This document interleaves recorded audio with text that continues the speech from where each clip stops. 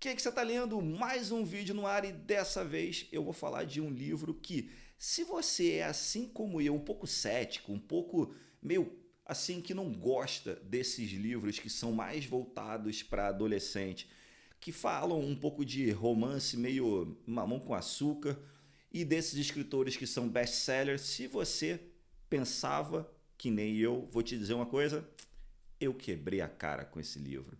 Eu comentei desse livro e da autora no vídeo que eu falei sobre os livros mais vendidos de 2024 no primeiro semestre, segundo a Veja. A autora, dentro dos top 20, ela deve ter uns 5 livros mais vendidos. Eu estou falando de Colin Hoover. Eu até comentei desse livro no meu vídeo passado, eu falei errado sobre ele. É uma sequência de 2 livros que os nomes são É Assim Que Começa e É Assim Que Acaba. Naturalmente, você ao ler pela primeira vez, você vai falar, começa e acaba. Mas é ao contrário. O volume 1 é o É Assim Que Acaba e o volume 2 é o É Assim Que Começa. Então, quando você comprar, eu comprei o box, né, box digital, né, que só leio no Kindle, o box que vem os dois. E ele já vem bem escrito, né, volume 1 e volume 2, que é fácil você fazer essa confusão. Então, se você quer ler o livro, comece pelo É Assim Que Acaba. Vamos lá, eu vou falar sobre o livro e depois eu vou falar o que eu pensei, o que eu senti ao ler o livro. Mas antes de tudo, aquele pedido, né, do biscoitinho padrão. Se você não segue o canal, clica no botão seguir. Se você já segue ou não, curte, comenta, compartilha, que ajuda muito quem está criando conteúdo, principalmente a gente que está pequenininho. Então vamos lá. O livro, ele sim é voltado um pouco mais para o público adolescente. Ele tem a classificação 16 anos de mais, porque tem sim um conteúdo ali sensual, sexual em alguns momentos. E é inclusive isso que faz esses livros venderem tanto. É praticamente assim uma pontinha de um livro fanfic, uma pontinha de um livro que, sei lá, no passado, aqui no Brasil, se a gente estivesse falando de filme, de novela, seria aquelas famosas porno chanchada. Mas uma relação muito, muito, muito longe. Mas vamos lá, o livro é bacana? Sim, é bacana. Vamos contar a história. Como que começa o livro? A personagem principal se chama Lily Bloom. Essa menina, começa o livro na casa dos 20 anos ali, ela viajando para Boston, meio que, não é fugindo, mas assim, saindo um pouco da mãe, porque o pai tinha acabado de morrer. O livro começa numa cena onde ela está no telhado de um prédio, de noite, encostada ali na mureta, olhando para baixo. Tudo dá a entender que ela está assim, nossa, eu vou pular. E aí, quando ela está ali sozinha ali nos pensamentos dela, abre a porta, entra um rapaz e, assim como ela, fica olhando lá para baixo, sem perceber que ela estava ali, olhando lá para baixo, dando a entender também que vai pular. E a cabeça dela tá o quê? Caramba, eu estava aqui só querendo paz e brota um homem querendo pular. E eu vou ter que testemunhar esse cara pulando aqui do telhado do prédio. Aí ela começa a olhar bem pro cara e o primeiro pensamento dela é o quê? Porra, o cara não é que ele é bonito, cara? Vou dar aqui, pelo menos vou mostrar que tem alguém aqui, porque sei lá, né? Vai que ele quer um pouco de privacidade, assim como eu queria, e ele nem percebeu que eu tô aqui. Então ela faz um barulho lá, chuta alguma coisa lá para o cara perceber que ela tá ali junto com ele. Feito isso, eles começam a conversar ali e eles têm uma brincadeirinha que vai ao longo do livro inteiro, tá permeando o livro inteiro, que é de verdades nuas e cruas, né? Assim, direto ao ponto. Então, ele pergunta para ela o que ela tá fazendo ali, e ela fala: "Cara, tô aqui apreciando a vista. Mas você mora aqui? Não, não moro aqui. Eu olhei pelo Google Maps, vi um telhado bacana, que eu gosto de telhado, e gosto de ao ar livre, assim, meu apartamento não tem isso, eu adoro, sempre fui criado em casa, adoro horta e tudo mais, não tenho, então eu olhei pelo Google Maps um telhado legal para eu ter paz e que você cortou a minha paz. Aí passa para ele a verdade nua e crua, né? Ela pergunta, então você me fala uma verdade nua e crua. Ele, eu quero te comer, assim, na lata. Aí porque a brincadeira é justamente falar verdades nuas e cruas. E aí acabam conversando um pouco mais, nada, não se envolvem ali. E vem ali a história de o porquê que ela tá ali em cima e também o porquê que ele tá ali em cima. Bem bacana que ela fala: eu vim pra cá meio que pra cortar um pouquinho ali a relação com a minha mãe, porque o meu pai acabou de falecer, e ela pediu pra eu fazer um discurso no funeral dele. E ela falou: filha, vai lá. E assim, ela falou: poxa, mãe, eu não vou conseguir fazer isso, não quero. Aí a mãe pediu: poxa, filho, isso é muito importante para mim. Vai lá, e coisa simples. Sobe ali no púlpito ali e fala as três coisas que você lembra de bom do seu pai. Aí ela, beleza, pensou nisso, foi lá, juntou, né, na hora do funeral ali.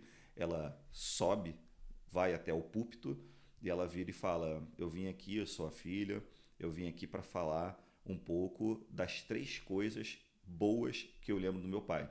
E ela fica em silêncio. E o tempo passa. E o tempo passa.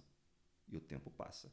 Aí a mãe meio que percebe o que está acontecendo, pede para o tio ir lá intervir, o tio pega, leva ela embora e todo mundo pensa: nossa, tadinha da filha. A filha travou no momento de mais emoção dela. Ela conta isso pro personagem que se chama Ryle, R-Y-L-E, ou Riley, sei lá, né? Em português você acaba na hora de estar lendo, ele se fala Riley, né? Mas o Riley, ela fala isso para ele e ele percebe na hora, fala assim: nossa, você lembrou tudo isso de bom do teu pai? E ela explica: cara, meu pai sempre foi um pai muito ruim. Um pouco parecido com o último livro que a gente comentou aqui, né, do Nada Pode Me Ferir, também retrata uma infância muito dura, não de pobreza, mas de violência doméstica. Ela retrata que o pai chegava em casa, até interessante, né? Vou falar direto dos fatos, depois a gente vai comentando. Mas ela fala que o pai bebia muito, o pai espancava ela e o pai era prefeito da cidade. Então ele tinha que passar uma imagem de cidadão perfeito, o homem perfeito, o pai perfeito, o vizinho perfeito. Então a mãe e a filha não podiam nunca falar nada, mas o pai espancava a mãe. Nunca bateu na filha, mas espancava a mãe. E a filha presenciava, e não só presenciava, mas às vezes ela ia tentar separar e acabava que era empurrada, ou pô, era uma cena pior ainda do que já podia ser. E ela até fala para ele que essas lembranças da violência sempre eram seguidas de momentos muito amorosos e carinhosos do pai, tanto com a mãe como com ela, com a filha. Então, às vezes, gerava até uma confusão na cabeça dela, que era do tipo, às vezes, quando estava numa calmaria muito grande, ela até falava assim: pô, às vezes é bom uma violência, porque ele vira uma pessoa tão boa com a minha mãe, uma pessoa tão boa comigo, que às vezes é necessário para ver como que a cabeça da pessoa fica bagunçada, principalmente uma criança. Aí vira, né, para ele, né, ela tá ainda no telhado ali com ele, e ele fala: pô, eu vim para cá porque eu sou neurocirurgião, eu sou médico e tava aqui em plantão. Ele tá de roupa, né, de médico, né, que toda hora ela mostra que ela adora ele quando chega para ela com a roupa, né, verdinha ali, né, de cirurgião.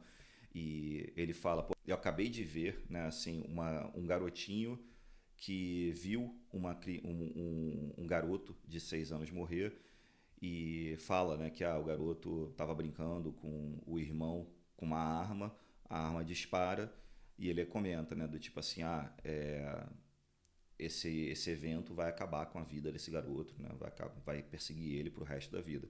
E ficam debatendo um pouco sobre isso. E aí ele começa a se aproximar um pouco mais dela, lá a todo momento, nesse fato aí do telhado, ela fica falando o quanto ele é bonito, né? Não falando, mas pensando, né? O quanto ele é bonito, descrevendo ele e tudo mais. E aí ele começa a perceber que ela gostou dele e começa a se aproximar. E quando eles vão, assim, se beijar, toca o telefone dele e acionam ele para voltar correndo para o hospital. Morre aí, beleza?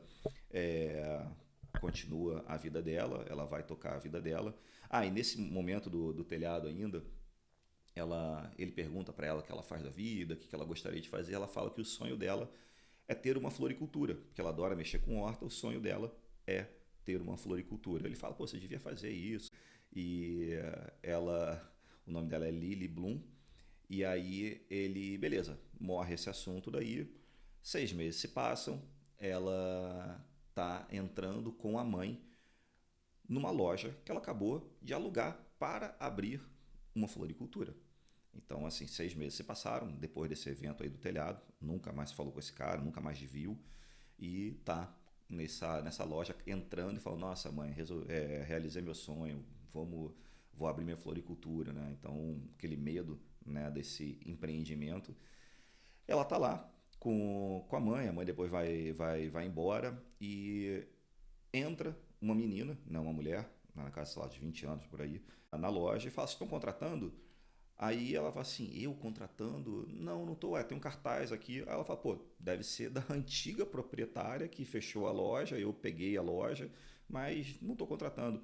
Ela, poxa, quem vai ser aqui? Ela começa a falar, vai ser uma floricultura, sei lá o quê, blá, blá, blá. E a menina super se interessa, fala assim, caramba, posso ser sua funcionária? Ela, poxa, não tenho nem dinheiro para contratar, sei lá o quê. Aí ela fala assim, tá, quanto você queria pagar? Ela fala assim, putz, eu pago tanto. Aí ela fala um valor bem baixo, que é assim, na brincadeira ali. Ela fala assim, top. Aí beleza. Quando ela tá ali falando, tropeça e torce o tornozelo. Aí essa menina, né, a Alícia, não sei, fala, caramba, deixa eu te ajudar. Pega o telefone e liga pro irmão que tá tomando cerveja num bar do lado. E aí liga e fala assim, pro irmão não, pro marido, né? Liga pro marido e fala, caramba, Marshall, corre aqui que a minha chefe machucou o pé. Aí ele, chefe, você nem trabalha. Minha nova chefe, tá, mas você não trabalha. Tá, corre aqui. Corre e traz um balde de gelo aqui que ela machucou o pé. Ele tava num bar do lado. E aí chega ele correndo com um balde de gelo, um saco de gelo. Chega ele correndo com o cunhado, né? Então a Alicia é casada com esse Marshall que veio correndo com um balde de gelo e com o irmão da Alicia, que se chama Ryle. Quando entra na loja, é o Ryle, ou o Riley. Beleza. Eles não demonstram, né, para ninguém que eles já se conheciam, mas ficam ali ensinando, deixa eu ver aqui teu pé, eu sou médico, bota o gelo aqui, sei lá o quê, e resolvem, na hora de ir embora, falam, deixa eu te levar em casa, você machucou o pé, leva em casa, e sim, eles se beijam e tudo mais, começam ali a se envolver. Beleza, ela começa nesse momento, ela começa a todo momento, o livro fica no presente voltando no passado, no presente voltando no passado. No passado, ela criança, numa casa onde o pai espanca a mãe e tudo mais. Ela adora um programa desses de auditório e que ela, quando vai botar para fora os sentimentos dela, ela coloca isso em forma de carta. Tem gente que coloca em forma de diário, em forma de gravação aqui, e ela coloca em forma de carta. E ela finge que ela está mandando a carta para essa apresentadora. Que é isso, ela consegue botar para fora como se ela estivesse conversando com essa pessoa. É a maneira dela se sentir querida, né? Alguém está preocupado com ela e tudo mais. Ela escreve essas cartas, não manda, é claro, deixa na caixinha dela como se fosse o diário. E aí ela toda hora fica retratando, né? Cheguei em casa hoje, meu pai bebeu, bateu na minha mãe e tudo mais. E ela retrata o momento que ela começou a conhecer um vizinho dela, mas não era qualquer vizinho. Por que era vizinho? Do lado da casa dela tinha uma casa abandonada. E um belo dia, ela estava voltando da escola, ela viu um movimento na casa. Ela falou, poxa, mas essa casa não tem ninguém morando. Do quarto dela dava para ver a casa, né? Dos fundos, o quarto dela dava para os fundos, que dava para ver a casa. E ela viu que tinha um rapaz ali dentro. E quando ela voltou da escola um belo dia, ela viu esse garoto que chamou a atenção, porque além de ser bonito, ele também estava meio sujo, meio acabadinho assim. Saiu do ônibus junto com ela e quando ela foi para casa, esse garoto lá, ela viu que ele deu a volta num quarteirão assim e entrou na casa abandonada. Ela falou, poxa, o cara tá morando nessa casa abandonada, é um mendigo. E aí era um momento muito frio na cidade e ela começou a ficar preocupada com esse garoto. E aí ela sabia que a casa estava abandonada há muito tempo, então ela falou assim, cara, a casa não deve ter luz, não tinha luz, aliás, né? Ela sabia, mas não deve ter água, não deve ter gás, então o cara tá assim, aos trancos e barrancos morando ali. E aí um belo dia, tá muito frio, ela vai e deixa na porta da casa uns sanduíches, uma bebida, né, um suco, um negócio assim, e ela percebe que, sei lá, meia hora depois, quando ela olha pela janela, não tá mais lá. Ela fala assim, opa, então o cara pegou.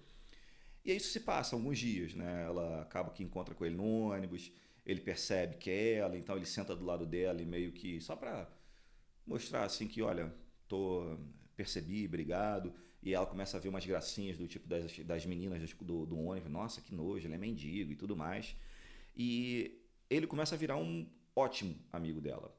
Amigo meio que silencioso, né? Então assim, ela só convive com ele ali, vai lá, deixa coisa na casa dele, na porta. Um belo dia ela deixa uns cobertores, porque estava muito frio, nevava muito.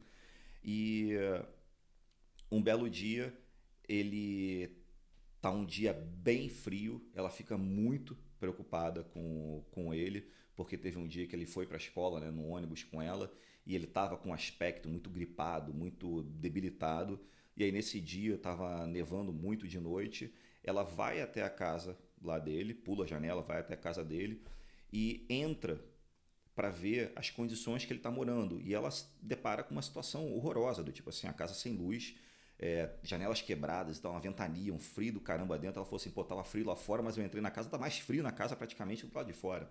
E ela encontra com ele num estado muito assim debilitado e ela pega ele e leva para casa para ele dormir na casa, no quarto com ela. Escondido, porque os pais não podem saber. Imagina, se o pai espancava a mãe, imagina se descobrisse que ela estava dormindo na casa, no quarto dela, com um mendigo. Bom, feito isso, ele acaba acontecendo algumas vezes isso, então vira uma rotina. Eles começam a conversar já, a falar um pouco da vida e vira uma rotina. Eles saírem da escola juntos, no ônibus, descerem, os pais só chegavam, sei lá, tipo 6 da tarde, uma coisa assim. Eles chegavam da escola na hora do almoço, iam para casa, ela fazia um almoço para ele ali e tudo mais, ficavam vendo o programa da apresentadora que ela fica mandando carta. E depois, quando estava um pouco antes dos pais chegarem, ele tomava um banho e metia o pé. Super de boa, amigos e tudo mais. E aí tem um dia que ela tá muito irritada porque ela presenciou o pai batendo na mãe mais uma vez e tudo mais. E ela tá lá chorosa e ele começam a conversar sobre isso, ela não falando, né, que o pai bate e tudo mais. E ela resolve perguntar, né, um pouco da vida dele. Ele começa a falar que, poxa, o pai dele ela era falecido, o padrasto dele um belo dia também batia na mãe e tudo mais e expulsou ele de casa. E a mãe não deu nenhum apoio. Então ele foi morar com o tio se mudou para outra cidade, não pôde levar ele. E ele, andando pela rua, viu aquela casa, entrou e ali estava há semanas. E aí tem algum momento que ela vê uma briga do pai com a mãe e vai separar, porque tava uma violência bem forte, bem pesada. Ela vai separar e o pai empurra ela, acaba se machucando, né? Machucando o rosto, machucando o braço, uma coisa assim. Mas algum lugar que dava para ver que ela tinha se machucado. E nesse dia, de novo, ele tava lá dormindo lá no quarto dela, super escondidinho lá no chão, lá sem maldade nenhuma.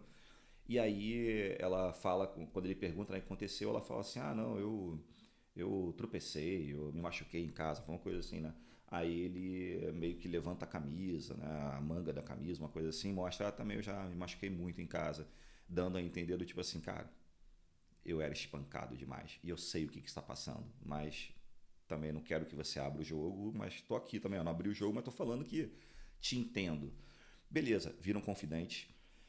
E aí, um belo dia, ele acaba que nessa rotina de ficarem juntos, um abrindo o coração para o outro, ele realmente é um garoto muito bom. Atlas, o nome dele. Um belo dia, ele tá dormindo lá, que ele tava bem doente. Ele tá dormindo no quarto dela e, do nada, sem mais assim ela poder se preparar, o pai entra no quarto e vê os dois na cama, mas na cama dormindo. O pai parte para cima e espanca o garoto. E chama a polícia, porque foi uma briga pesada. E aí é claro que a polícia não dá em nada, porque ele é prefeito. Mas o garoto é expulso, o garoto some, né? Ela fica sem ver o garoto muito, muito tempo. E aí o livro volta para a parte onde ela é adulta, lançando a sua floricultura. Nesse momento, ela já está muito amiga da Alicia, que é a funcionária dela, irmã do cara que ela encontrou no telhado, isso anos depois, tá? E aí ela tá lá lançando a floricultura dela, tudo muito bem, maior sucesso do caramba. Ela tá namorando com esse Ryle, namorando cada um na sua casa. E um belo dia ela tá no momento em casa e ele dá esse Ryle, né, dá uma explosão lá e dá-lhe um belo de um tapa nela. Ela fala: caramba, o que aconteceu?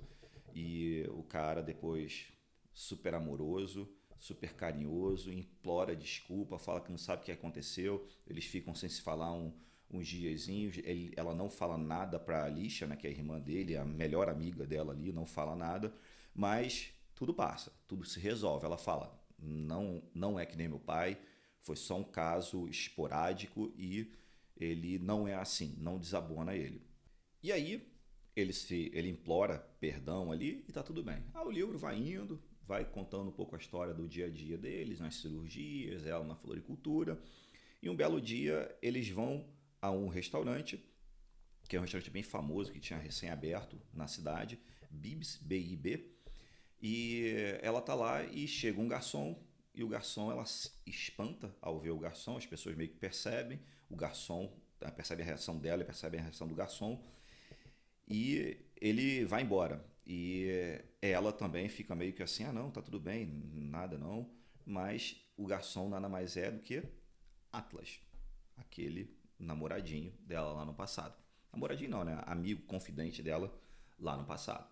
Beleza, morreu aí, vida que segue normalmente. E um belo dia a Alicia, né, que é a melhor amiga dela e funcionária, irmã do Ryle, comunica que está grávida e eles vão comemorar e vão falar o que, aonde vão? No Bibs. Aí ela fala: não, vamos em outro lugar e tudo mais. Não, a Alicia quer lá porque ela que tá grávida e tudo mais. Beleza, vamos lá. E ela tá lá, sim, porra, torcendo para não esbarrar com o Atlas, o garçom, e realmente não esbarram, os garçons são outros e tudo mais.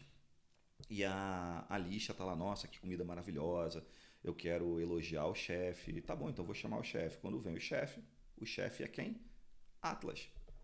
E aí, aquela situação, todo mundo meio que, ela e o Atlas meio que parado, e aí ele, para sondar, né, o Atlas para sondar: legal, quem vocês são aqui? Aí se apresenta: eu sou a Alicia, estou comemorando minha gravidez, meu marido Marshall aqui, minha chefe, a Lily, o namorado dela, o Ryan. Então ele já se ambienta: tudo bem, namorado, tudo mais, tocou a vida, por aí, acabou, morreu aí. E aí ela vai até o banheiro e quando ela tá no banheiro, o Atlas entra no banheiro.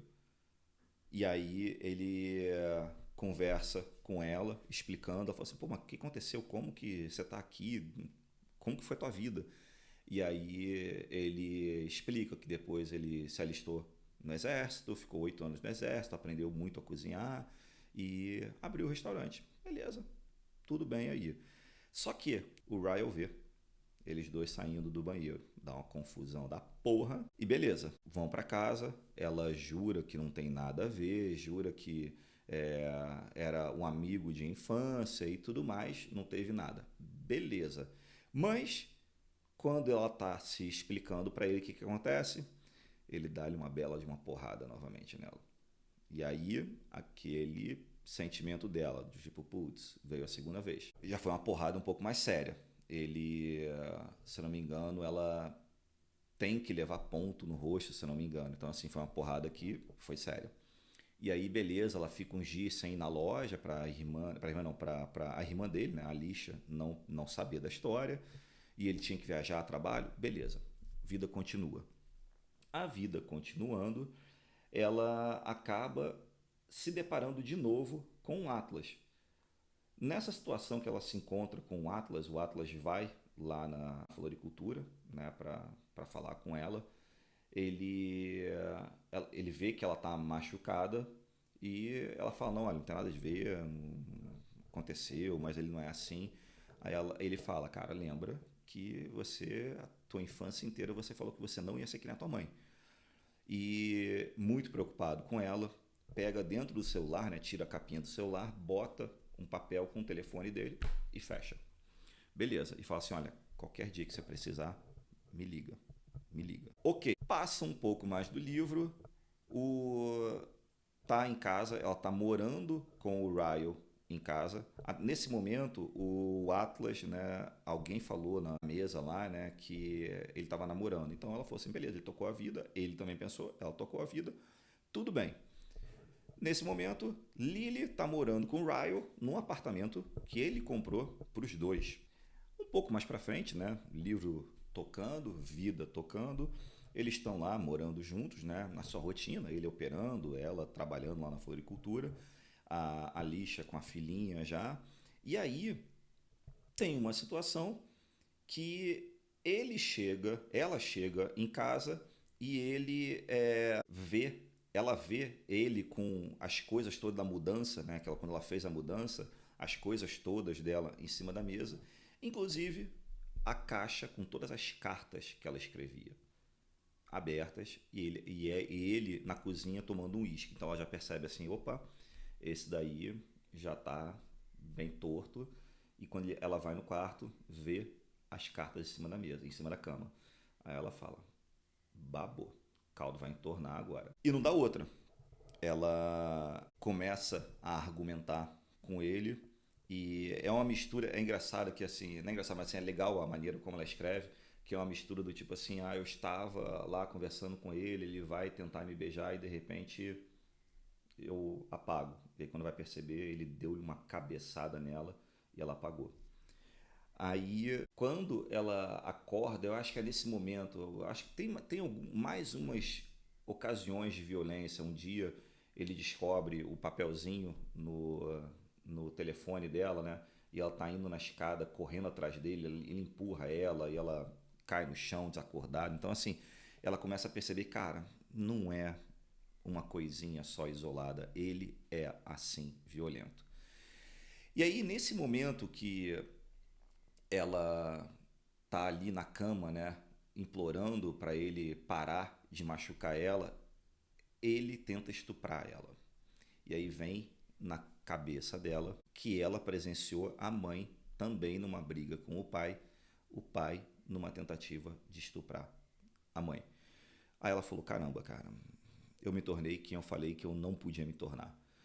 Ela tá ali naquela briga e acaba que ele acalma, começa a implorar perdão para ela.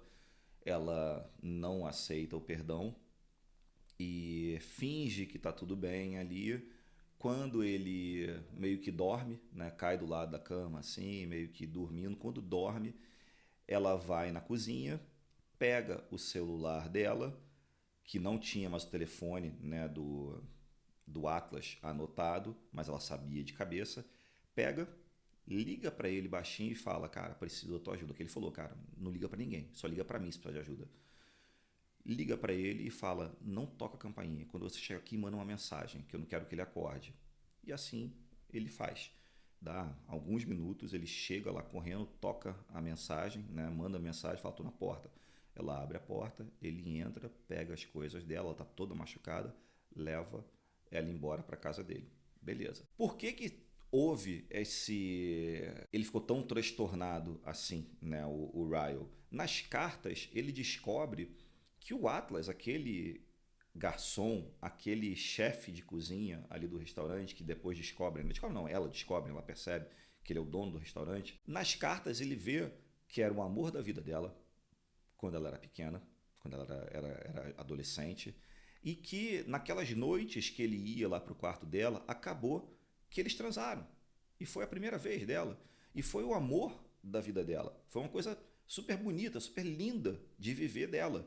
E ele viu pelas cartas que ela nunca esqueceu o Atlas. E o Atlas fazia juras de amor por ela. Então aquilo fez ele ficar transtornado e acabar fazendo a besteira que ele fez. Aí o Atlas, quando levou ela embora, né, levou para o hospital, que ela estava toda machucada. Chegando lá, a enfermeira, a médica, né, quiseram investigar se não tinha sido ele o causador. E a Lily deixa claro, não foi ele. Deixa claro que não foi estuprada, quando na verdade tinha sido. E vem uma notícia bombástica, que o médico fala: olha, eu acho que você precisaria fazer mais alguns exames, mas a gente não quer fazer uma ressonância, que a gente não gosta de fazer ressonância em pessoas no seu estado. E aí quando ela vai perguntar qual é o estado dela, grávida. E aí isso foi uma notícia bombástica para ela, que ela tinha acabado de se livrar da pessoa que ela estava louca para se livrar. O Atlas não deixa também de ser abalado com a notícia, mas tudo bem. Ela vai morar na casa do Atlas, numa boa. E o Ryle tinha contratado um curso na Inglaterra durante, sei lá, por uns 3 meses. Então acabou que calhou, ela ficou morando na casa do Atlas, o Ryle foi para Inglaterra fazer o curso dele. E ela falou, não vou falar para ninguém que eu tô grávida, nem para ele, nem para minha mãe e nem para a Alicia, que é a irmã do Ryle e funcionária dela. Beleza, tudo se passa e até alguns meses depois ela tá morando de volta já na casa que era dela e do Ryle, porque o Ryle não ia voltar, né? Tava na Inglaterra. Ela já tinha falado para a mãe que estava grávida, já tinha falado para a Alicia e estava tudo bem, tocando a vida dela lá, ela com um amigo, né, o Atlas, numa boa, e o Ryle longe.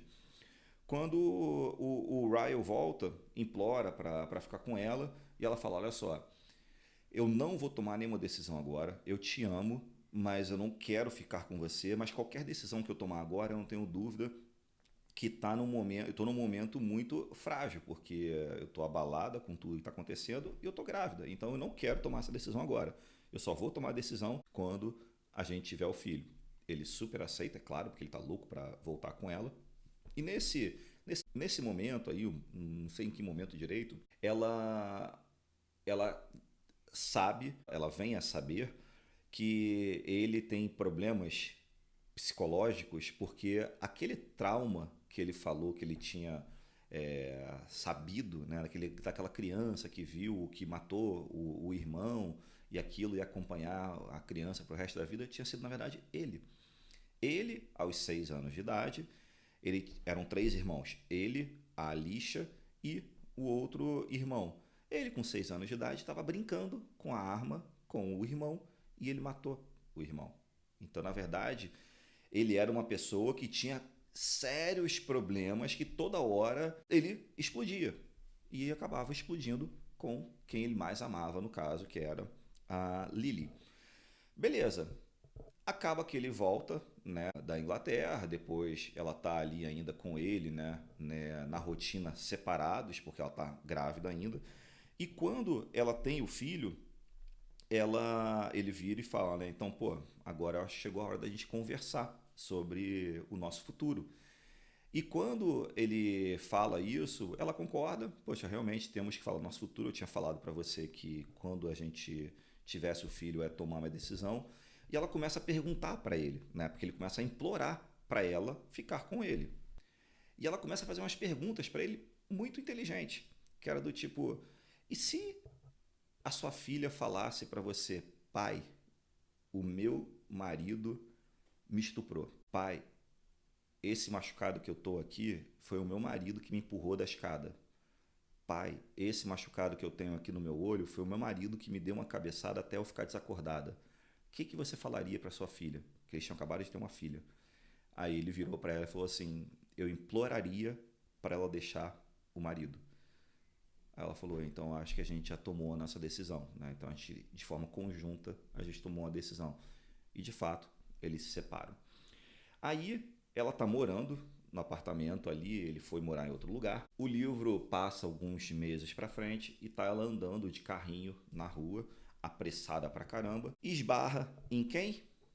No Atlas.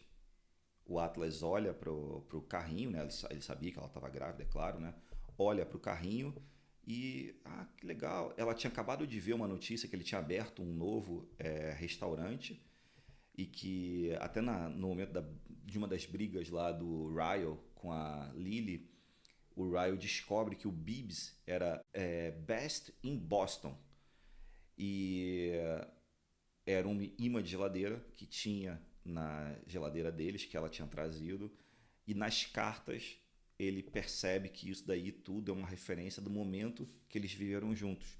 E até na entrevista que o Atlas tinha dado no jornal sobre a abertura do restaurante, que tinha sido eleito um dos melhores restaurantes, ele fala que aquele nome era homenagem para uma pessoa que era muito importante para ele no passado, que até hoje ainda era importante. E aí, beleza, só recapitulando isso.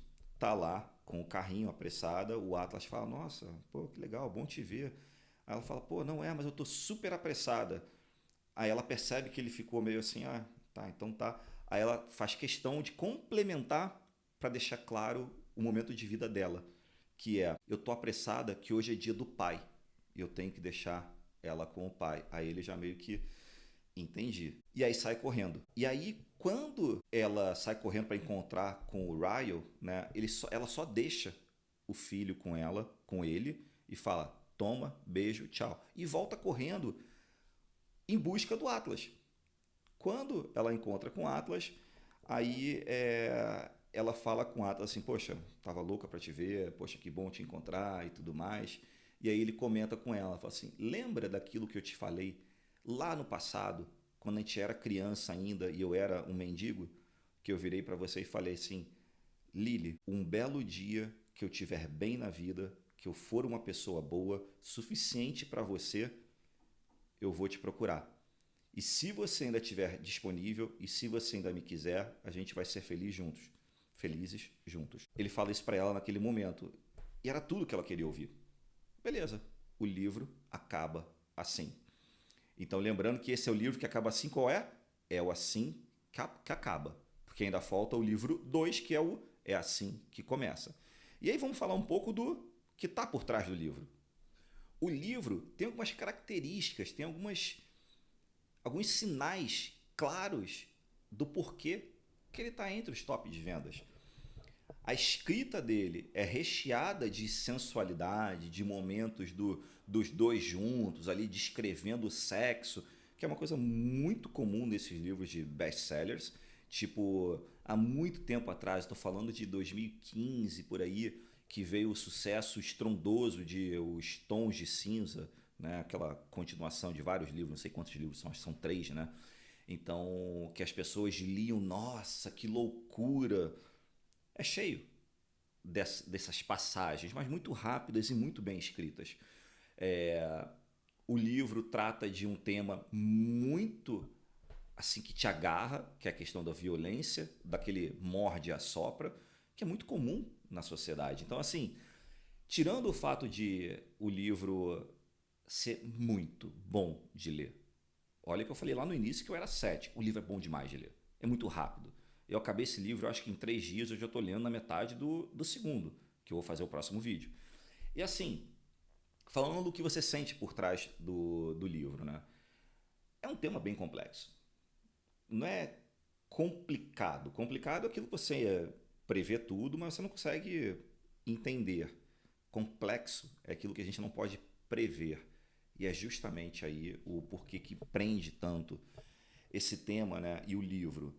É complexo, porque você fala, porra, o cara bateu nela, tudo bem, mas é a vida é uma vida conjunta, são traumas, são dramas, são sonhos, e você vê que isso acontece a toda hora, desde quando ela era pequena, quando o pai batia na mãe e ela não podia falar nada porque a mãe não deixava ela falar nada porque o pai era prefeito e o pai era o provedor, então tinha um medo dele ser o provedor e deixar de ser, ou então largar elas, o medo da sociedade, o que a sociedade ia falar. Teve até um episódio que chamam, né, a polícia, não quando ele bate no Atlas, mas também chamam a polícia e não dá em nada porque a mãe está machucada, mas caiu da escada, uma coisa assim. Então, assim, a todo momento a gente vê isso na sociedade. E quantas vezes a gente vê e a pessoa não faz nada e você não pode nem às vezes ajudar porque você fica de mãos atadas. Então é um tema que realmente prende e é um drama, né, de caramba, ela viveu isso na infância, ela falou tanto que ela não ia ser assim e ela está replicando. E é interessante que quando você fala desses momentos que se repetem ao longo de gerações, se você não tiver uma intervenção, aquilo vai perpetuar. Então, graças a Deus, aí a intervenção foi de repente o Atlas aparecer na vida dela, porque de repente, sei lá, ela ia continuar na vida dela e ia acontecer no filho, na filha e por aí vai. Então, assim, causa em você aquele sentimento do tipo assim, caramba, como que ela se deixou fazer isso? Mas quantas vezes você se vê numa situação, Não estou falando de violência doméstica. Tomara que você nunca tenha passado por uma situação dessa e que nunca passe. Mas quantas vezes você se vê numa situação onde você sabe que é danoso para você? Você sabe que aquele momento não vai ser legal para você e você continua. E aí você está falando assim, mas pô, como assim? Vou comparar coisas bobas com uma coisa tão séria dessa, mas será que você se alimenta pensando no que é bom ou o que é ruim para você? Será que você tem rotinas e manias que são só boas para você? Ou você sabe de fato que aquilo que você está fazendo não é bom para você e você continua? Então, assim, é estranho você falar que é simples, mas quando você, na verdade, sabe que não é nada simples e você sabe que é difícil da pessoa se libertar desse tipo de situação. E um outro sentimento também que vem à tona no livro, pelo menos em mim veio, é que é muito fácil você perceber o problema que se tem em não compartilhar problemas e o problema que se tem em não cuidar dos outros. Por quê? A todo momento ela escondia o que ela estava sentindo, o que ela estava vivendo e a falta de ter pessoas que realmente perguntavam coisas para ela, se preocupavam. Tanto que no círculo de amizade dela, o único que se preocupava com ela era o Atlas. Aí você fala assim, tinha segundas intenções? Não, ele estava sendo ali o cara mais imparcial possível. Porém, quando ele viu uma situação de perigo com a pessoa que ele mais amava no mundo, ele resolveu intervir. Então, quantas vezes você se vê numa situação onde você adoraria que alguém procurasse você para perguntar como você tá? É muito fácil você se ver na rotina. Cara, a rotina é cansativa pra caramba, a rotina é corrida pra caramba. Então não é normal você chegar em casa e falar, nossa, hoje eu vou ligar para estas pessoas para saber como que elas estão. Não, é muito mais provável que você toque a sua vida pensando em você. Mas o outro pode estar do lado ali. O outro que eu falo não é a pessoa que está vivendo com você. Falando amigos, parentes, que às vezes podem estar ali precisando de um joinha teu ali, precisando de uma pergunta, até um pouco daquele livro do O Peso do Pássaro Morto, que eu comentei aqui, tem vídeo desse livro, alguns vídeos atrás, que ela fala pro próprio filho, né? Ela vira e fala assim, caramba, ele da porta falou para mim, mãe, eu tô com fome. Mas não lembro qual foi a última vez que ele falou, mãe, eu te amo, ou mãe, como você tá? Então, faz um pouco a gente refletir que não importa a correria, não importa a tua rotina, cara, dá um tempinho para você cuidar, nutrir relações, porque às vezes pode fazer um bem do caramba para o outro e, consequentemente, está fazendo bem para você. Mas o livro, comentar um pouco sobre o livro. Como eu falei, a escritora Colleen Hoover, vale muito a pena você procurar saber um pouco mais sobre ela. O nome do livro é o volume 1, o nome do livro é Assim que Acaba. Ele é o mais vendido em livros de romance para jovens. E assim, nota 4.8 de 5, ok, nenhuma novidade para um livro desse, mas 77 mil avaliações. Eu não preciso nem falar que você tem que ler e tirar suas próprias conclusões. Mas o Kindle está custando R$ 31, né? Eu comprei ele agora, né? Como eu falei para vocês. E ele tem, vamos lá, 399 páginas. E é um livro que você vai falar assim, então você sempre fala que acima de 250 páginas é um livro longo. 399 páginas seria um livro longo. Porém, é um livro longo, mega rápido de se ler. Então, eu acho que vale a pena você ler. Ele é de 2018, não é um livro tão recente. E tem tanta coisa dele, do tipo o livro mais vendido em tal lugar, sucesso absoluto no TikTok, ela caiu nas graças dos adolescentes, né? Então, no geral aqui, ele está em toda a loja, ele está no ranking 290, então é um livro muito bom de ranqueamento, não só na categoria de romance, mas como na categoria geral da Amazon. Então, assim, vale a pena ler, tira suas próprias conclusões, leia direto, encaixa direto no volume 2, que É Assim que Começa, livro 2. E se você não gostou muito do que eu comentei ou discorda de alguma coisa, comenta aí que eu vou adorar ter a minha réplica para você ter a sua tréplica, ou então a gente gravar o próximo juntos. Lembre-se, não tem diferença nenhuma entre quem não lê e quem não sabe ler. Então leia livro para adolescente, leia livro fácil, leia livro longo, leia livro rápido. Mas leia.